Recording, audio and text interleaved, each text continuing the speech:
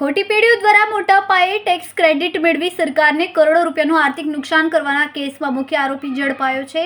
પોલીસને આરોપીને અટક કરીને 4 દિવસના રિમાન્ડ મેળવ્યા છે.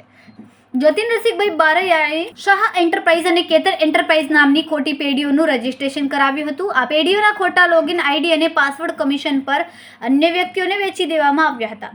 પેઢીના નામે કરોડો રૂપિયાનું ગેરકાયદેસર બિલિંગ કરવામાં આવ્યું, જેમાં આશરે 9.95 કરોડના વેપારની હેરાફેરી કરીને 1.68 કરોડ જેટલું ટેક્સ ક્રેડિટ મેળવવામાં આવ્યું હતું. આરોપી દ્વારા બનાવટ આધાર કાર્ડ, પાન કાર્ડ અને ખોટા ભાડા કરારોની મદદથી ખોટી પેઢીઓ ઊભી કરીને સરકાર સાથે આર્થિક છેતરપિંડી કરવામાં આવી હતી. આ કેસમાં અગાઉ સુરત અને ભાવનગર સહિતના વિસ્તારોમાંથી 5 આરોપીઓની ધરપકડ થઈ ચૂકી છે. ખોટી પેઢીઓના મામલે પકડાયેલા આરોપી જતીન રસિકભાઈ બારૈયાને ભાવનગરમાંથી ઝડપી પાડીને નામદાર કોર્ટમાં રજૂ કરવામાં આવ્યો હતો, જ્યાં 4 દિવસના પોલીસ કસ્ટડી રિમાન્ડ મંજૂર કરાયા છે. ખોટી પેઢીઓના લોગિન આઈડી અને પાસવર્ડ એકત્ર કરીને કમિશન પર અન્ય લોકોને વેચી દેતા હતા.